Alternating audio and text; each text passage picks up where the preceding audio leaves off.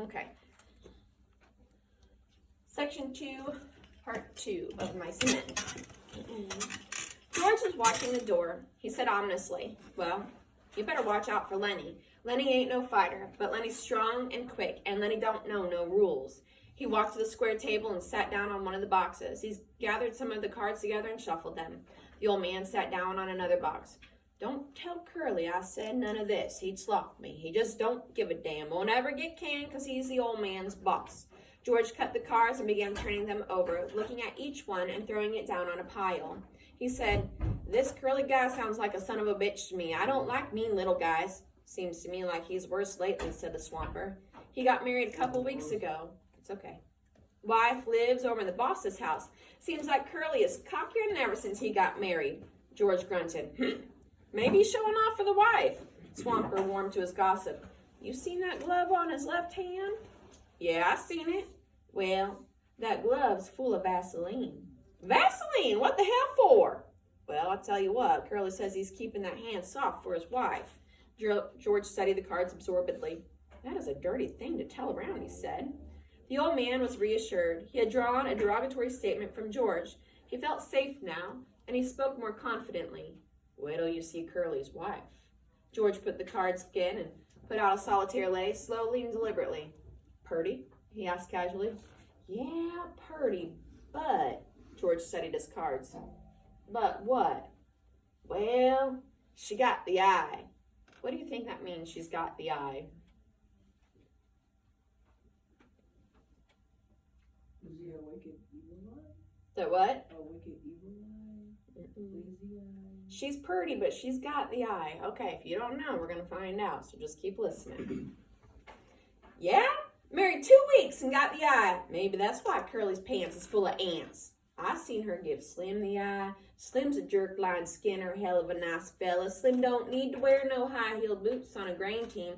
I seen her give Slim the eye. Curly never seen it. And I seen her give Carlson the eye. Any idea yet? What's she doing? She's acting, giving them like a flirty look. She's giving them some flirty looks, right? That's what she's doing. Okay. George pretended a lack of interest. Looks like we was going to have fun. The swamper stood up from his box. Know what I think? George did not answer. Well, I think Curly's married a tart. Oh, goodness, a tart. Now, I mean, you could probably come up with some synonyms for what that word means today. You don't need to share them, but that's not a good thing to be called back then, okay? Well, he ain't the first, said George. There's plenty that done that. The old man moved toward the door, and his ancient dog lifted his head and peered about, and then got painfully to his feet to follow. I gotta be setting out the wash bins for the guys. The teams will be in before long. You guys gonna buck barley? Yeah. You won't tell Curly I said nothing? Hell no. Well, you look over, mister. You see if she ain't a tart. He stepped out the door into the brilliant sunshine. George laid down 3 cards thoughtfully, turned his piles of 3. He built 4 clubs on his ace pile. The sun square was on the floor now, and the flies whipped through it like sparks. The sound of jingling harnesses and the croak of heavy-laden axles sounded from outside. From the distance came a clear call. Stablebutt! Oh, Stablebutt! Where the hell is that goddamn Negro? George stared in a solitaire lay, and then he flounced the cards together and turned around to Lenny. Lenny was lying down in the bunk watching him.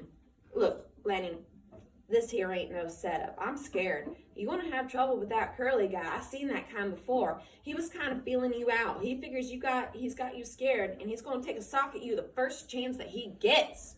Lenny's eyes were frightened. I don't want no trouble, he said plaintively. Don't let him sock me, George.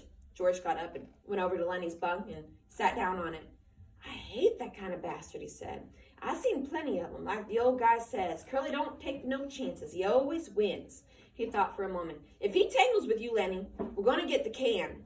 Don't make no mistake about that. He is the boss's son. Look, Lenny, you try to keep away from him, will you?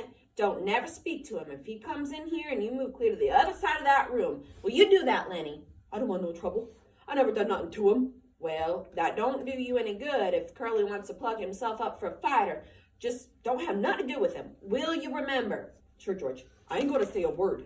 The sound of the approaching grain teams was louder, thud of big hooves on hard ground, drag of brakes, and the jingle of trace chains. Men were calling back and forth from the teams. George, sitting on the bunk beside Lenny, frowned as he thought. Lenny asked timidly, you ain't mad, George? I ain't mad at you. I'm mad at this here curly bastard. I hoped we was going to get a little stake together. Maybe $100. His tone grew decisive. You keep away from Curly, Lenny. Sure I will, George. I won't say a word. Don't you let him pull you in. But if that son of a bitch stalks you, you let him have it. Let him have what, George? Never mind. I'll tell you when. I hate that kind of guy. Look, Lenny, if you get in any kind of trouble, you remember what I told you to do. Lenny raised up on his elbow, his face contorted with thought, and then his eyes moved savagely to George's face. If I get in any trouble, you ain't gonna let me pin the rabbits. Oh, that is not what I meant. You remember where we slept last night down by the river? Oh, yeah, I remember. I remember. I go there and I hide in the brush. Okay, hide till I come for you. Don't let nobody see you. Hide in the brush by the river. Say that over and over. Hide in the brush by the river. Down in the brush by the river. If you get in trouble. If I get in trouble. What is Steinbeck doing right here? He is foreshadowing hard, okay? We saw it in chapter 1, whenever he said, okay, if you get in trouble, come back here. Section 2, pretty much when you get in trouble, come back here. Who's he going to have to tangle with, do you think? Curly, okay, because he's aggressive, and he's already set eyes on Lenny whenever he walks in at that point in time, and George sees it. George knows what's going to happen with this dynamic here.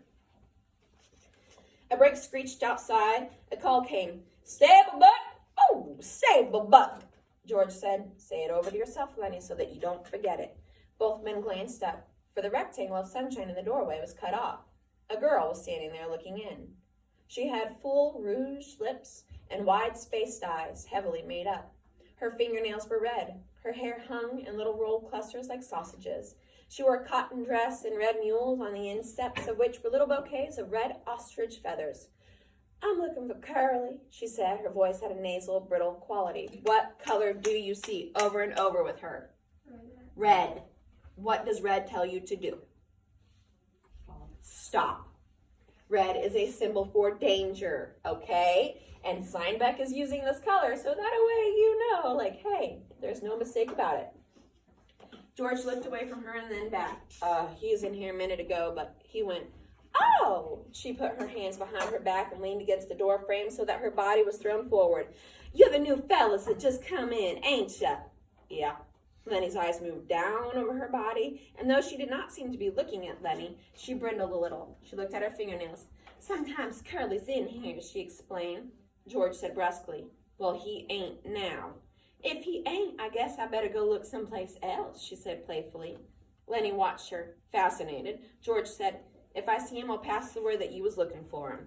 She smiled archly and twitched her body. Nobody can't blame a person for looking, she said. There were footsteps behind her going by, and she turned her head. Hi, Slim, she said. Slim's voice came through the door. Hey, good looking. I'm trying to find Curly, Slim. Well, you ain't trying very hard. I seen him going to your house. And then she was suddenly apprehensive. Bye, boys, she called to the bunkhouse, and she hurried away. George looked around at Lenny. Jesus, what a tramp, he said. So that's what Curly picks for a wife? Oh, she's purty, said Lenny defensively. Yeah, and she's sure hiding it. Curly got his work ahead of him. Bet she'd clear out for $20. Lenny still stared at the doorway where she had been. Gosh, she was purty. He smiled admiringly. George looked quickly down at him, and then he took him by the ear and he shook him.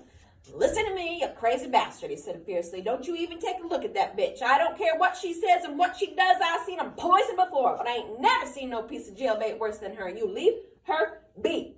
Then he tried to disengage his ear. I never done nothing, George.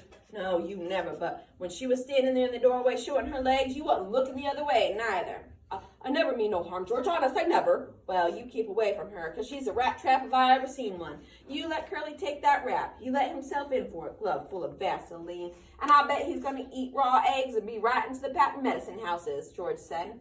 Lenny cried out suddenly. I don't like this place, George. This ain't no good place. I want to get out of here. Well, we got to keep it until we get a stake.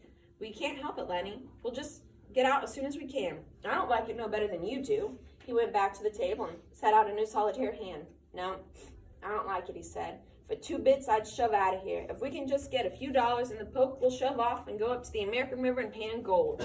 We can maybe make a couple of dollars a day there, and we might even hit a pocket. Lenny leaned eagerly toward him. Let's go, George. Let's get out of here. It's mean here.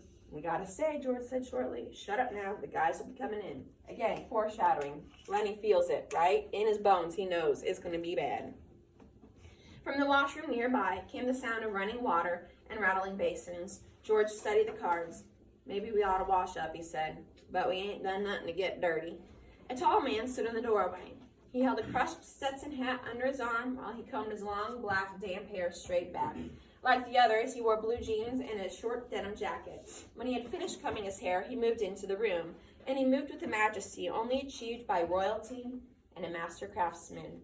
He was a jerkline skinner, the prince of the ranch. So, do you know what a jerkline skinner is? Okay, probably not. The only reason I know is because I had to look it up. Jerkline skinner is the guy who drives the mules, okay? So he is the one who's sitting in there making sure that the mules go while everybody else bucks the grain bags into the back of the wagon, okay? Does that make sense to you?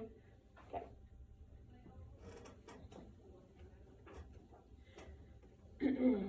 He was a jerkline skinner, the prince of the ranch, capable of driving 10, 16, even 20 mules with a single line to the leaders. He was capable of killing a fly on the wheeler's butt with a bullwhip without even touching that mule. There was a gravity in his manner and a quiet so profound that all talk stopped when he spoke.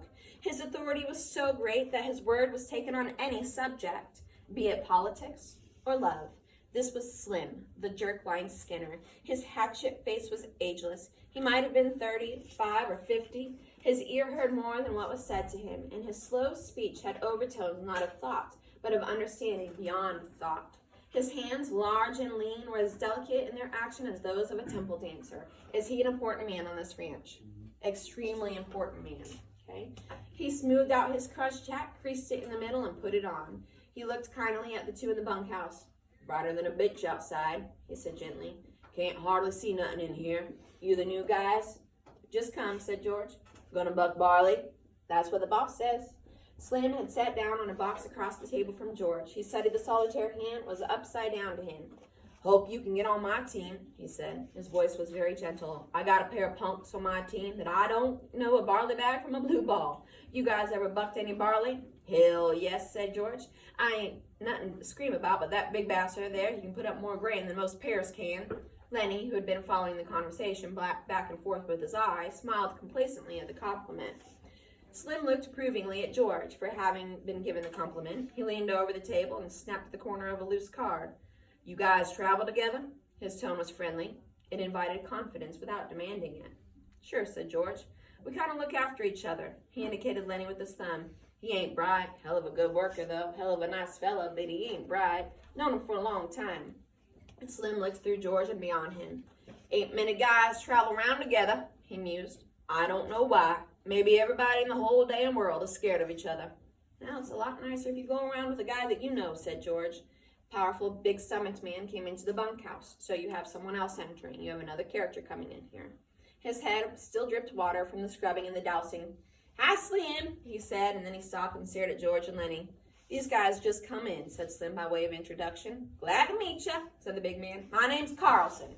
Carlson, big-stomached man, okay?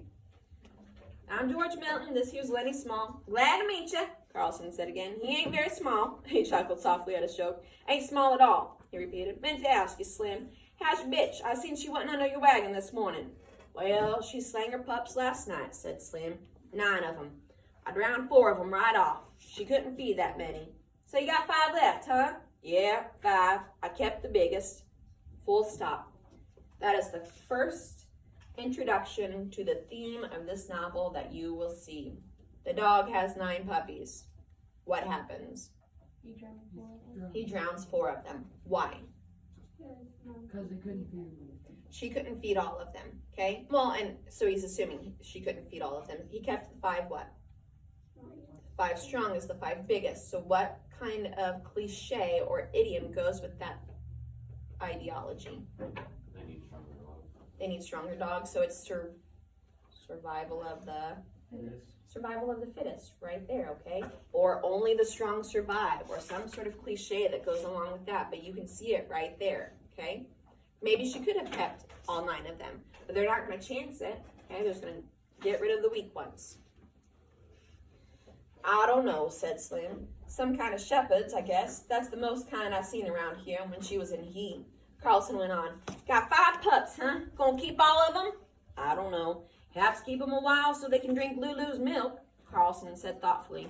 Well, look here, Slim. I've been thinking that dog of Candace is so goddamn old he can't hardly walk. Stinks like hell, too, every time he comes in the bunkhouse. I can smell it for 2 or 3 days. Why don't you get Candace shoot his old dog? Give him one of them pups to raise up. I ain't smelled that dog a mile away. Got no teeth, damn near blind, can't eat. Can't feed him milk. Can't chew nothing else. George had been staring intently at Slim. Suddenly a triangle began to ring outside. Slowly at first, and then faster and faster until the beat of it disappeared into just one ringing sound. It stopped as suddenly as it had started. There she goes, said Carlson. Outside, there was a burst of voices as a group of men went by. Slim stood up slowly and with dignity. You guys better come on while there's still something to eat. Won't be nothing left in a couple of minutes. Carlson stepped back to let Slim precede him, and then the two of them went out the door. Again, that is that physical sign of power right there that Steinbeck has showed you a couple of times. Once with Curly, once with the boss man. What happens when Slim stands up?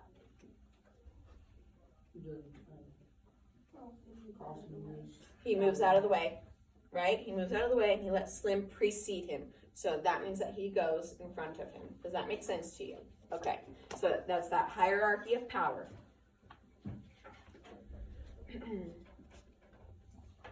Lenny was watching George excitedly. George rumpled his cards into a messy pile. Yeah, George said. I heard him, Lenny. I'll ask him. A brown and white one, Lenny cried excitedly. What are they talking about? A dog, because what did George tell Lenny? Chapter 1. You don't want a puppy? I'm going to try to get you a puppy. Okay, like you keep killing these mice, maybe a dog will survive. It's a little bit bigger, and then they get to the ranch and there are puppies. Okay. Lenny didn't move. Sorry, come on, let's get to dinner. I don't know whether he got a brown and white one. Lenny didn't move from his bunk. You ask him right away, George, so that he won't kill no more of them. Sure, go on now, get up on your feet. Lenny rolled off his bunk and stood up, and the two of them started for the door. Just as they reached it, Curly bounced in. You seen a girl in here? He demanded angrily. George said coldly. About half an hour ago, maybe. Well, what the hell's she doing? George stood still, watching the angry little man, and he said insultingly, She said she was looking for you. Curly seemed really to see George for the first time. His eyes flashed over George, took in his height, measured his reach, looked at his trim middle. Well, which way'd she go? He demanded at last. What does it mean he just saw George for the first time? This isn't the first time he saw George. This first time he's actually focusing on him. Why didn't he focus on him the first time? Because he was big guy. He was focused on the big guy. He's focused on Lenny, like, oh man, that is my competition. And then he sees George and he's like, oh, maybe this guy's more of a competition, right? I think Curly, he doesn't like the fat guy or whatever, the big guy. Carlson? Yeah. I don't know, said George. I didn't watch her go. Curly scowled at him and turning, hurried out the door. George said, you know, Lenny, I'm scared I'm going to tangle with that bastard myself. I hate his guts. Jesus Christ, come on. There won't be a damn thing left to eat. They went out the door. The sunshine lay in a thin line under the window. From a distance, there could be heard a rattle of dishes. After a moment, the ancient dog walked lamely in through the open door. He gazed about with mild, half-blind eyes. He sniffed and then lay down and put his head between his paws. Curly popped into the doorway again, stood in looking into the room. The dog raised its head, but when Curly jerked out, the grizzled head sank to the floor again. Okay, it's very